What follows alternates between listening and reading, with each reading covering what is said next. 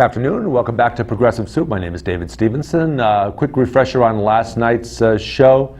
We're back with Michael Zacchea, principally to talk about his book, The Ragged Edge, about his training of a battalion to take over the war in Iraq, take over protecting the country from people that would do them wrong from American soldiers, so we could disengage ourselves from Iraq and walk away and hopefully have an Iraq that was stable and successful going into the future, and that our $5 trillion, something like a huge investment that we made, not just in terms of dollars, but in terms of American lives lost, so that will not have been in the long run in vain. Michael, tell us a couple quick things about yourself. You mentioned the Battle of Black Hawk Down. You mentioned your time in Iraq. You mentioned, I think it was in Central America, you were on one assignment. Thanks for having me back, Dave. Not Central America. I was in the invasion in Haiti. Haiti, okay. As well in 1994, and I was also in Cuba in 1993 for the Haitian refugee riots. And a lot of people don't know that we actually invaded Haiti in 1994, but we did, and that was it was called Operation Support Democracy, and that was to the democratically elected president of Haiti, Jean-Baptiste Aristide, had been overthrown by baby Doc Duvalier. Duvalier, right? And we were putting Aristide back. So anyway, the two questions that you asked me yesterday in the last show. The first one was about Iraqi interpreters, and yes, I've helped a number of Iraqi interpreters come to the United States. A number have settled here locally. One is in New Milford, one is in Waterbury, one is in Worcester, Massachusetts, one is in Taunton, Massachusetts, one is in Syracuse, New York, and one is in Philadelphia. So I also was very active with an organization that originally it was a network of American advisors that were helping Iraqis come to the United States, and we got connected to a guy named Kirk Johnson who worked for USAID, and he formed what was called the LIST Project, which is a list of Iraqis in Iraq who were trying to get to the United States, and we basically formed a pipeline to help Iraqis get settled when they came here, and it was called Netroots, the LIST Project. So that's how we wanted to do. And at this point, thousands of Iraqi interpreters have come to the United States to live here. As the security situation in Iraq deteriorated and the insurgents gained ground among the population, and as ISIS became much more of a threat in Iraq after the United States left in 2011. To answer the question, this is very, very timely, obviously, because the new Trump administration, the first thing that they did was to come out with this ban against Iraqis, or against Muslims coming to the United States from 7 countries. And the very first Iraqi, or very first Muslim that got caught up in this whole thing was an Iraqi interpreter who was here on a special immigrant visa. And he got held up at the airport in Kennedy, I think it was, or yeah, it was Kennedy. So of course, the very first Muslim entering the United States after this thing was signed into effect was an Iraqi interpreter. And that weekend I wrote an op-ed. Who had certainly benefited not only his country, but benefited our country. Right, absolutely. Certainly it's not an unusual request for somebody to bring their family here to avoid being murdered. Oh yeah, absolutely. And one of my interpreters was classic definition of refugee. Right. Well, not exactly. They're in a different category than a refugee because it's a different visa. Legally, it's a different visa. Okay. So I worked with Congress in 2006 to get the special immigrant visa law passed, which was actually amended or appended to the National Defense Authorization Act, because these Iraqi interpreters are assets. They have skills both in interpreting and also working with U.S. military. And so that's a very, very important skill that we don't want to lose. So I wrote this, and I wrote an op-ed that was published on CNBC called Trump's Ban of Iraqis is a Betrayal. And subsequently, 2 months later, earlier in March, the Trump administration proposed its second ban, and it left Iraqis off entirely. So it made some slight modifications, some slight improvement on the first ban. I hope that me and other American interpreters who were outraged by doing this to Iraqi interpreters had an effect. So this is all very, very timely. One of the things about the book, it's called The Ragged Edge, and you can check our website is www.theraggededgebook.com. Theraggededgebook.com. Right. Okay. But what do you do with a defeated army? And we did not handle the defeat of the Iraqi army particularly well. So about a third of the officers and enlisted men went to Syria to join the Syrian Ba'ath army, and a third wound up supporting the religious insurgency, Abu Musab al-Zarqawi, and a third came to the Iraqi army. So now it's a multifaceted war with remnants of Saddam's army all fighting against each other. So for me, the question is, what are we going to do with the Syrian army in a post-Assad Syria? And I have not seen or heard any of the analysts or any of the pundits talking about what are we going to do with the Syrian army. And this is another, one, it's a Ba'ath army. Yeah. Two, it is a corrupt... Ba'ath being Saddam Hussein people? Yes. The Ba'ath party is basically exists in two countries, Syria and Iraq, and they both came to power at about the same time in the late 60s and basically had an autocratic one-man rule. Is that when the United States put Saddam Hussein in power and overthrew No. So here's what happened. Okay. So Saddam Hussein joins the Ba'ath Party. There's a coup in 1968. Saddam Hussein is the vice president of Iraq. And then 1973, there's a second coup to overthrow the original Ba'ath president. That fails, and Saddam Hussein survives. But then in 1978 is when the successful coup happened, and Saddam Hussein comes to power, becomes president for life. And then 2 years later, he worked, and that was when the U.S. put him in power, and then he prosecutes the war against Iran from 1980 to 1988. As our ally, as our of proxy, course. yes. So basically, I think that's what Bush II wanted to do, was use the Iraqi army the way they used the Iraqi army in the first war against Iran. Use the Iraqi army as a second proxy for U.S. military fighting against the global terrorists, so-called terrorists.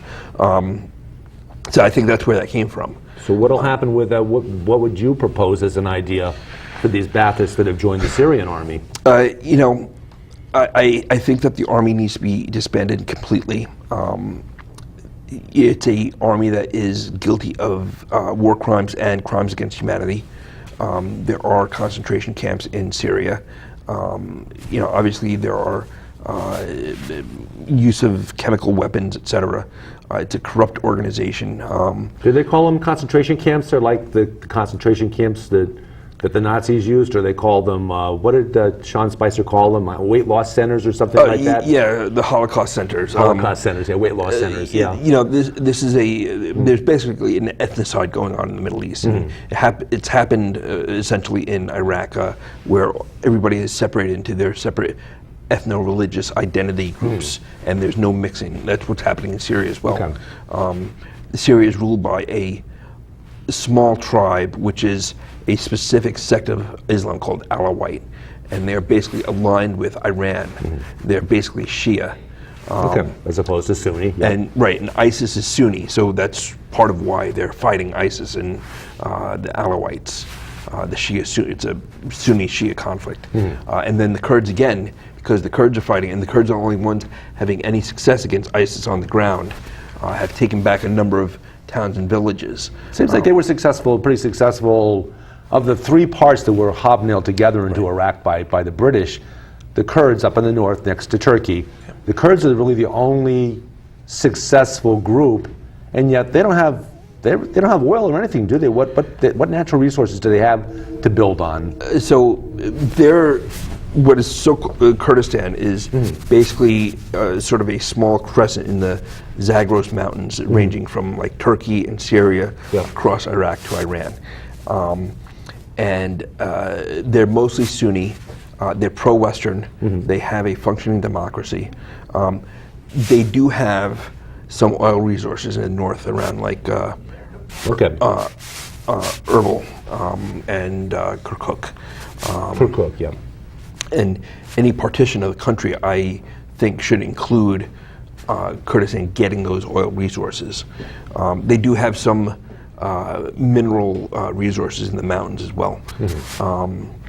And they have a functioning economy. It's a capitalist economy. So they're really very Western oriented. Probably out of necessity, as all these other regimes have sort of opposed, suppress them, oppress them, whatever. What do we do with the Syrian army? I think it needs to be disbanded. I think that the leaders need to be brought to trial for crimes against humanity and war crimes. And I think that the Syrian Baathists need to be go through what's called D2R2, which is demobilization, demilitarization, rehabilitation, reintegration. Right. Not to be confused with R2D2. Yes, exactly. Yeah, amazing. Yeah. So this is a program that Kofi Annan from the UN started. It's had some effect, especially in some of the sub-Saharan countries post-conflict. Has not been. It's vastly underused. At any given time, there's several dozen conflicts around the world, and the D2R2 program is only being used in a handful of them. But I really think that what is D2R2 again? Demobilization, disarmament, rehabilitation, and reintegration. So it's taking an army apart and then putting it back together? No, not putting it back together. Just putting them back into civilian society, and giving them the tools to function in civilian society. Okay. And there's historical record for this. I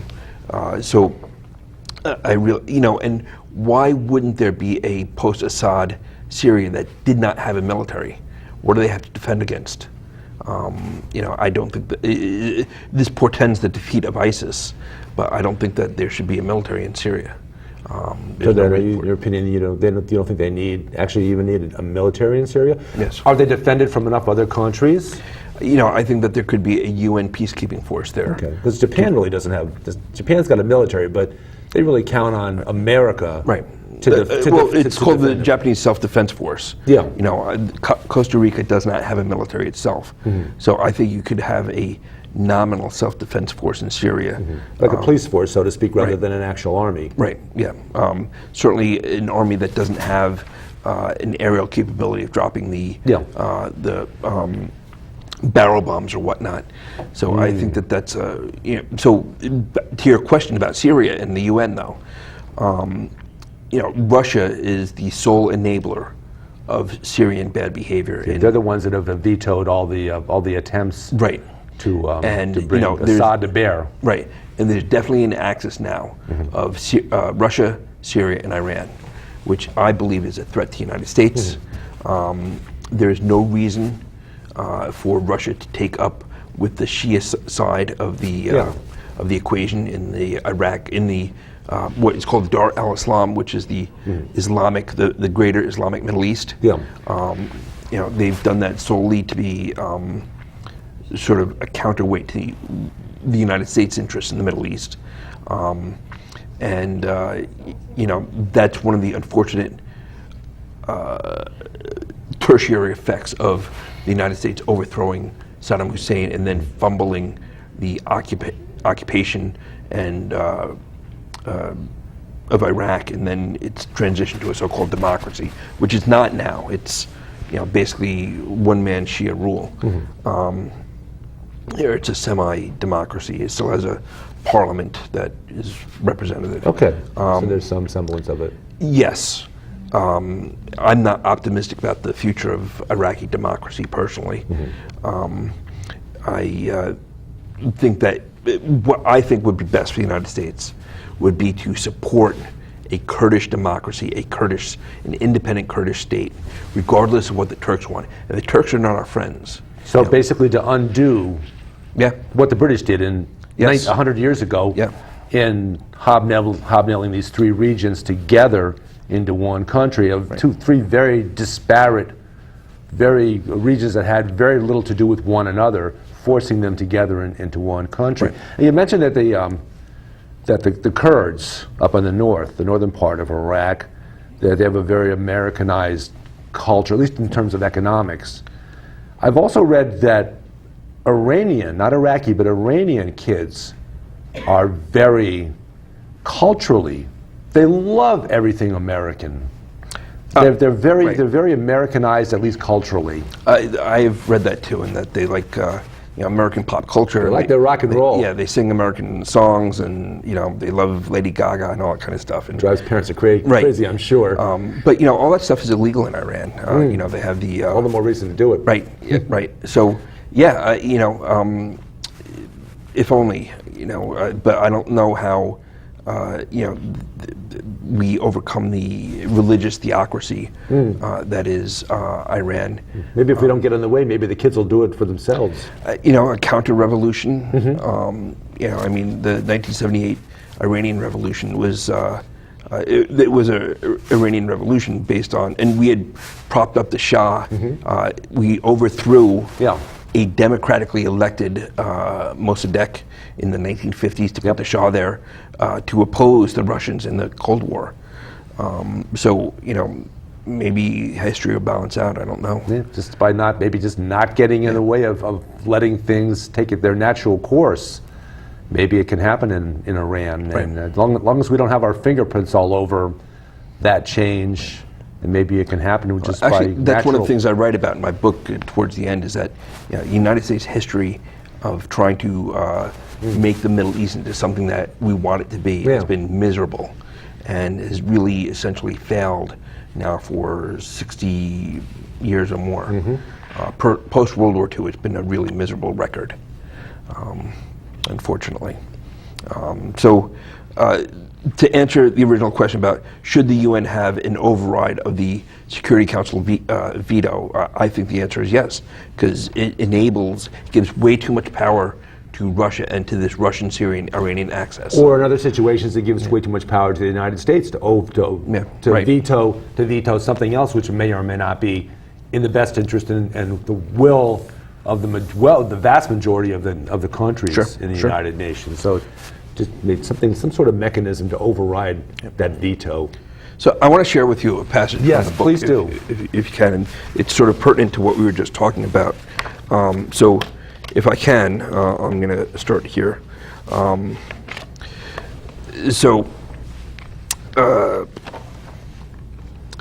the end, 5th Battalion was a nearly perfect allegory for Iraq. But it wasn't a symbol of Iraq as the Americans wanted to see the country. It was a symbol of Iraq as it really was. Like a mirage, the Americans' illusory notions for Iraq disappeared. The dream dissolved, just as the battalion that was meant to embody it evaporated like water under a vertical sun. All that remained in Iraq were the religions and ethnicities and tribes that were already in place before the Americans got there. In April 2004, General Eaton told us that 10 years hence, we would look back and see the results of our work and sacrifice. He proved prophetic. You understand another culture only after you live in it. You also understand your own culture only after you live in another. It's only by learning about another culture that you even grasp what culture is. That sum of thinking and living and believing that evolves in a place over generations. It pervades all. It preempts all. It can't be remade by bullets, barter, or bribes.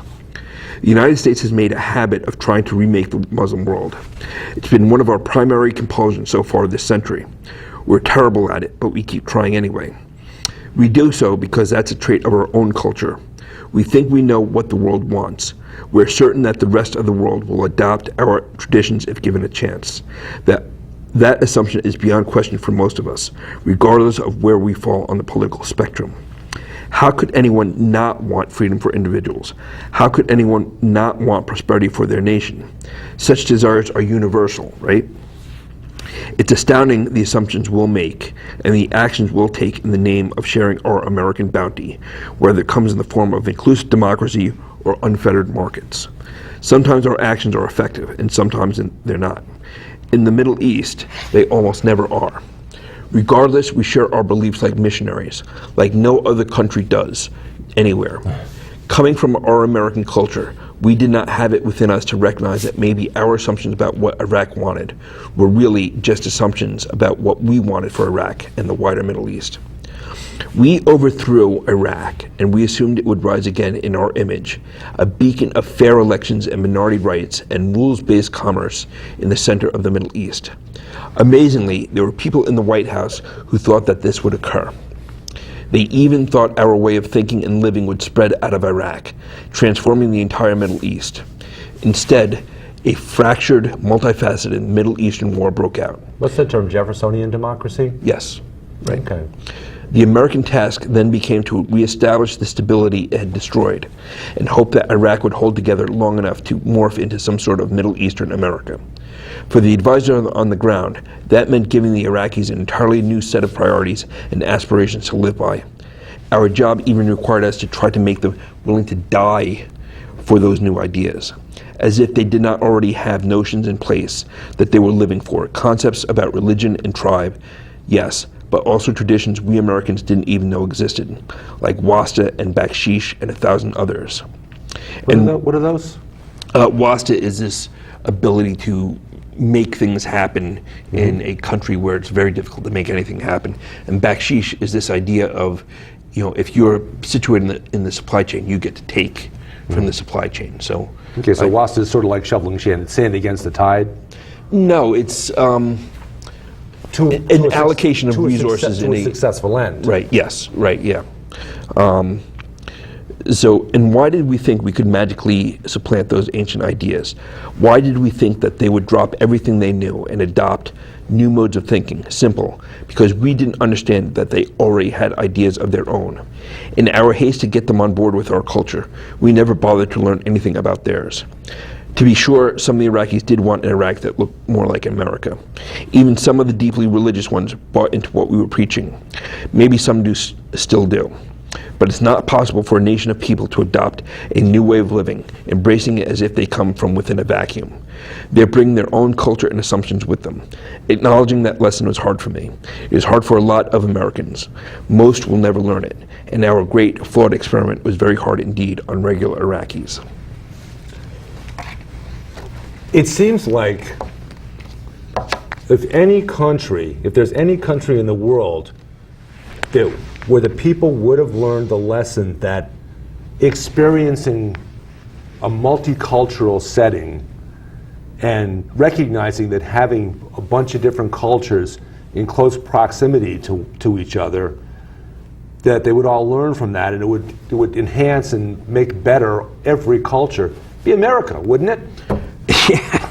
Well, yeah, absolutely. What country in the world has had the experience that the United States has had, is bringing in these groups of immigrants from all over the world, and they're living together and they're celebrating their own cultural connections to another country, but at the same time getting together and being Americans. Right, yeah, absolutely. And multilingual. Sure, absolutely. And what we're seeing now is really a backlash against that idea of multicultural, multilingual, multifaceted American culture, and which is pretty unfortunate. It's very disorienting based on what we're trying to, especially for me, what my original mission was in Iraq, and now suddenly I don't recognize this strain of American nationalism that has reared its ugly head in the last couple of years. And I guess there have been other times in American history that this nationalism has reared its ugly head before, and somehow, thankfully, we've managed to the sane ones among us have beat back that nationalism and brought back America its true greatness as a multicultural, multilingual society. But I'm 48 and I've not experienced this what we're seeing in American society now. In my 63 years, I mean, we've fought some incredible battles that made America a much better country. We fought the civil rights movement. We've made incredible gains in that, and now there are forces among us that are trying to turn us back. Well, I don't know if you saw over the weekend, but the brawl, a riot basically between pro-Trump and anti-Trump protesters Yeah. in Berkeley, and a lot of the pro-Trump protesters were neo-Nazis and ethno-nationalists and white supremacists and all this stuff. And His base. right, I don't know where this is coming from, and it's completely a new thing to me, and it goes against everything that I know and that I experienced. Well, you went in Skokie, Illinois back in the 60s when the KKK and the Nazis, by dint of being protected by the American Civil Liberties Union, and their rights were fought for by the ACLU, which is fought for everyone's rights fairly and equitably, they were allowed to march down the street of a northern city, a northern suburban area, a suburb of Chicago. And we have to let people express themselves as ugly as their expressions are in order to protect everybody from everybody one by one group, each one group at a time, losing those rights. And thankfully the ACLU, the American Civil Liberties Union, has fought these battles. But you go back to the 1960s again, where we fought for so many important things. Civil rights, yeah. Yeah, and now Jeff Sessions, his head's right back there in the 1950s. Right. And he's trying to turn us right back into the South rising again. Well, Southern aristocracy rising again and having its way, states' rights, all these horrible battles that we thought we had fought and won. Yes, amazing. And this has been, we're going to continue the discussion as we fade out, but this is Progressive Soup, David Stevenson, Michael Zacchea, Lieutenant Colonel, United States Marine Corps, retired, and we're all a little bit astonished at what's going on, but just another battle for us to win as Americans. Thank you for joining us.